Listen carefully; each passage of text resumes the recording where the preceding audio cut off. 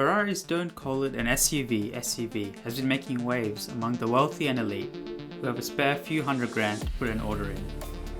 It offers the performance, pedigree and stunning looks that we've come to expect from Ferrari, but in a far more practical package with its 4 doors and ample room. Aside from the usual, one particularly interesting and unique aspect of the car is its interior design and dual cockpit philosophy. The majority of modern cars are heading towards interiors dominated by a massive screen or multiple screens extending the whole width of the dashboard. There have been a few welcome exceptions to the rule in recent times. One is the Bugatti Chiron with its beautifully crafted luxury interior. The French supercar maker chose to eschew the center screen in favor of a slim central column housing essential HVAC controls and key performance gauges. Their reasoning was to ensure the interior remained relatively timeless and not be dated quickly once the screen technology becomes obsolete. Another car maker that took a similar philosophy was Audi with its current generation TT and R8 sports cars. Unlike Bugatti, they do feature a large virtual cockpit display which sits directly in front of the driver and frees up the center console for just the air vents and HVAC controls. They aim to make the cars more driver-centric. The downside with this approach, as with Bugatti's, is that if there is a front passenger, they don't have access to any of the media controls or infotainment functionality, meaning they'll need to ask the driver to change to the next track or turn down the volume.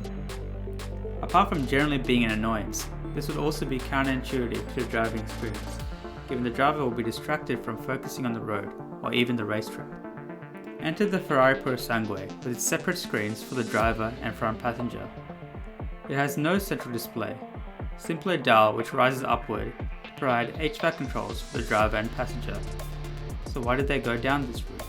The nature of the design is such that it feels driver-centric, with a screen especially for the driver. However, this is a Ferrari that is also designed to accommodate passengers, and they shouldn't have a second-class experience. Hence, it is almost mirrored for the passenger, so they feel just as catered for.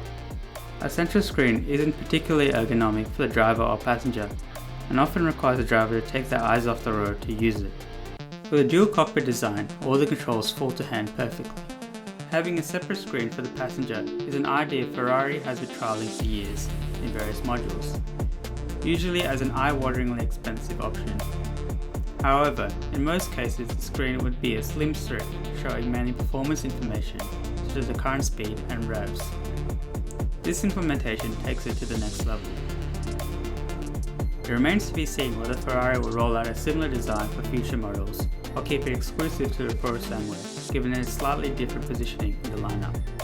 Many car interiors have become homogeneous with a similar, massive central screen, leaving any room for styling and character, Tesla being the worst offenders. However, Ferrari's novel approach shows there is a way to preserve personality while accommodating to the latest technology and passenger conveniences. Hopefully we'll see other manufacturers continue to experiment with their screen integrations as well.